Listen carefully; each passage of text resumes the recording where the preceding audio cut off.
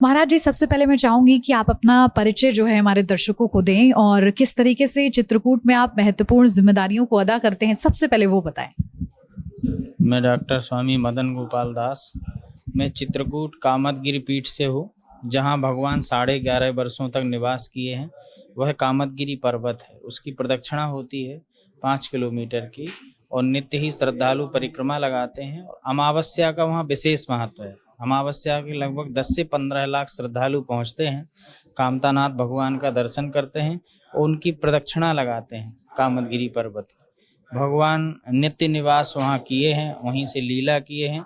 11.5 वर्षों तक चित्रकूट धाम में भगवान निवास किए। 14 वर्षों में वनवास की लीला सर्वाधिक चित्रकूट धाम में हुई है। उसी स्थान से हूँ, वहीं से सेवाएं होती हैं। और नेटवर्क 10 ने आवाहन किया तो चित्रकूट से भी जुड़ा है चैनल, तो यहाँ बड़ा भव्य दिव्य समागम है और लोगों को निमंत्रण देने, चूँकि समुद्र मंथन से ही प्रारंभ है और समुद्र के तट पर आज मंथन चल रहा है नेटवर्क 10 के माध्यम से, तो पूरे विश्व को संदेश दिया जा रहा है। तो मैंने आज सिद्धि विनायक भगवान को हमने निमंत्रण भी दिया है। बड़ा अच्छा लगा, प्रसन्नता हुई, दर्शन भी किए।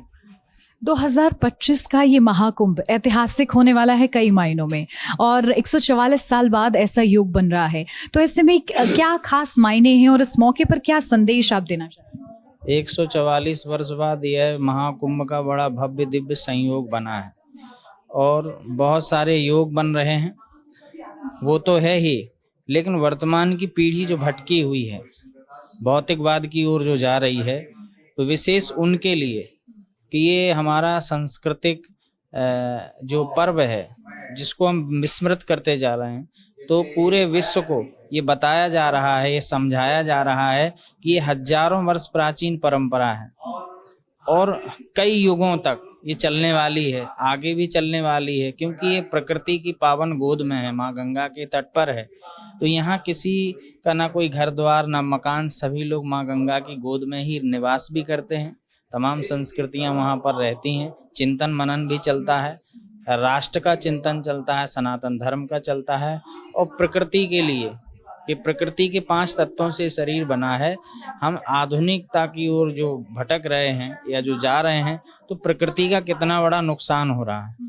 तो ये बना तो शरीर प्रकृति से ही है, तो कुंभ हमको ये भी प्रेरणा देता है कि प्रकृति ही परमात्मा का स्वरूप है, उसके निकटतम हमको रहना है।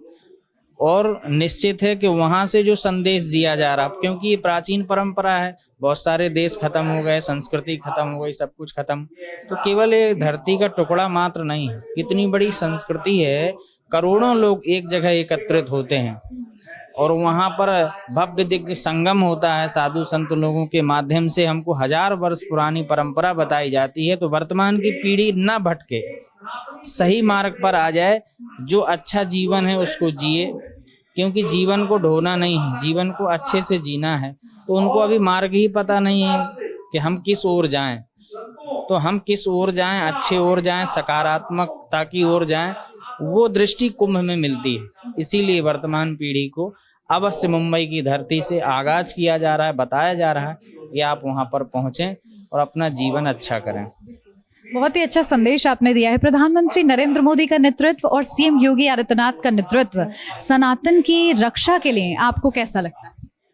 सनातन धर्म निश्चित रूप से है कि हम लोग जान समझ रहे थे कि आगे आने वाली पीढ़ी भूल जाएगी और इसको उपेक्षित माना जा रहा था। अन्य सरकारों के माध्यम से जो चर्चा होना चाहिए, राष्ट्र के अच्छे प्लेटफॉर्म पर चर्चा होना चाहिए, लेकिन नहीं हो रही थी। लेकिन आज हमें यह प्रसन्नता है कि योगी आदित्यनाथ जी और माननीय प्रधानमंत्री मोदी जी के माध्यम से यह पूरे विश्व को बताया जा रहा है। जैसे नेटवर्क 10 पूरे विश्व को संदेश दे रहा है, पूरे देश को संदेश दे रहा है, ऐसे अनेक प्लेटफॉर्मों के माध्यम से, साधु संतों के माध्यम से सत्य सनातन धर्म से रूबरू कराया जा रहा है और बताया जा रहा है कि ये परंपरा भी है और ये उपेक्षित न करके हमको अपेक्षित करना है। इसकी पिपासा प्यास बनी ही रहे और बनी रहेगी तो हमें लगता है हम जानने समझने की कोशिश नहीं करेंगे, बल्कि उसमें जिएंगे भी। तो निश्चित है वहाँ पर जीवन दर्शन भी है, सब कुछ है।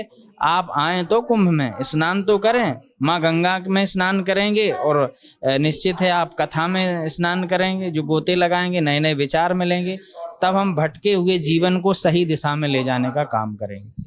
एक सनातन के रक्षक होने के नाते क्या लगता है बांग्लादेश में जो स्थिति बनी हुई है, लगातार वहां पर हिंदुओं के साथ अत्याचार हो रहा है, ऐसे में ये कहा जाता है कि बटेंगे तो कटेंगे, और उस स्थिति से कहीं ना कहीं सबक लेने की जरूरत बताई जाती है, ऐसा क्यों? बटेंगे तो कटेंगे का अभिप्राय ये है कि पूर्व में हमारा अखंड भारत कितने खंड खंडों में बट गया है। तो निश्चित है कि अगर हमने इस दृष्टि से विचार नहीं किया, बटते गए, हम बटते गए, जाति मत पंथों में बटते गए, तो निश्चित है हम कटेंगे। मतलब मेरा भूभाग एक तरफ पाकिस्तान, एक तरफ बांग्लादेश, ऐसे तिब्बत, चाइना, भूटान, नीचे श्रीलंका, हमारा अभी अभी देख रहे हैं कि नेपाल हमारा हिंदू राष्ट्र था, वो भी कट गया। तो निश्चित है हमारा ये अखंड भारत का जो स्वरूप था, जो संस्कृति थी, इसकी सीमाएं बहुत व्यापक थीं, लेकिन खंड खंड में हुई कि नहीं, तो यही चिंता हो रही है। हमारा राष्ट्र अगर मत पंथों में, जातिवाद में, अगर इनमें बट गया तो निश्चित है कट जाएगा, भूखंड भी कट जाएगा, परंपराएं, संस्कृति सब कट जाएंगे। तो बटेंगे तो कटेंगे। इसीलिए हमारे कुंभ मेले में आप आए, वहाँ एकता का इतना महापर्व, महाकुंभ लगाया जा रहा है, सारी संस्कृतियां वहाँ पर हैं। तो मैं तो यही कहूँगा, वर्तमान की पीढ़ी से यही कहूँगा, आप भटके नहीं, आप सही रास्ते पर पहुंच जाएं। योगी आदित्यनाथ जी का सीधा सीधा कहना है कि बटेंगे तो कटेंगे। जो हमारी प्राचीन परंपरा उसकी ओर आए, और फिर सबसे बढ़िया तो ये हुआ है कि उसको आधुनिक यंत्रों से जोड़ दिया, टेक्निकल भी कर दिया। आप उसमें कौन सी चीज है, टेक्नोलॉजी कौन सी चीज नहीं दी गई है, सारी व्यवस्थाएं योगी जी ने की है। ऐसा थोड़ी है कि प्राचीन परंपरा है तो प्राचीन तरीके से नहीं, आधुनिक ढंग से आप जानने समझने की कोशिश कर रहे हैं, तो वो भी व्यवस्था कुंभ में की गई।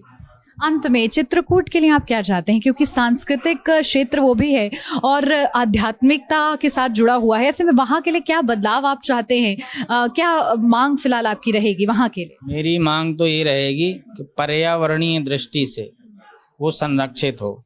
जो प्रदूषण वहाँ पर फैल रहा है, लोग प्लास्टिक में भोजन पाते हैं, तमाम चीजें, गंगा जी में गंदगी या गंगा जी के तट में जहाँ पर कुंभ मेला लगा हुआ है, तो मैं यही आग्रह करूंगा कि प्रकृति ही परमात्मा का स्वरूप है, उस दृष्टि से हमें प्लास्टिक सिंगल यूज का बिल्कुल प्रयोग नहीं करना है। आप थाली में भोजन करें या पत्ते की पत्तल में हो, हम निश्चित कमतर चीजों में ही जीवन यापन वहाँ करना है। जितने दिन रहना, चाहे एक दिन रहे, चाहे एक महीने रहे, चाहे पूरे कुंभ मेले में रहे, तो हमें पर्यावरणीय दृष्टि से माँ गंगा की गोद में कुंभ महापर्व में रहना है, स्नान करना है, तो सारे नित्य नियम करें। यही हमारी परंपरा भी बताई है। पहले कोई भी व्यक्ति कोई भी संसाधन लेकर के नहीं आता था, जो वहां मिल गया संतों के माध्यम से प्रसाद के रूप में, उसको ग्रहण करते थे। लेकिन अब तो हम वहां पर ये व्यवस्थाएं चाहते कि वही 5 स्टार की व्यवस्थाएं वहां पर हो जाएं, तो कैसे हो जाए? वो 5 स्टार की व्यवस्थाएं 5 स्टार में ही मिलेंगी या आपके घर में मिलेंगी, या तो घर में ही रहें, फिर क्यों वहां पर जा रहे हैं? अगर वहां पर आप जा रहे हैं तो माँ गंगा का आनंद लीजिए, गोद में रहिए, और कोई प्रदूषण ना हो, ना वैचारिक प्रदूषण हो और ना ही बाहरी हो। हमें दोनों को ही संरक्षित करना है, और अगर दोनों ही हमारे सही रहेंगे तो मेरा जीवन अच्छा होगा, राष्ट्र भी सुरक्षित रहेगा। स्वच्छ भारत की जो बात चलती है, स्वच्छ भारत, संस्कारित भारत, वो वहाँ देखने को मिलेगा। इसमें सारे लोग सहयोग करें। बिल्कुल, देखिए, और एक सनातन धर्म ही है जो प्रकृति से प्रेम करना बता रहा है। बहुत शुक्रिया आपका हमारे साथ बात करने के लिए, इतने खूबसूरत संदेश हमारे दर्शकों के लिए, बहुत शुक्रिया।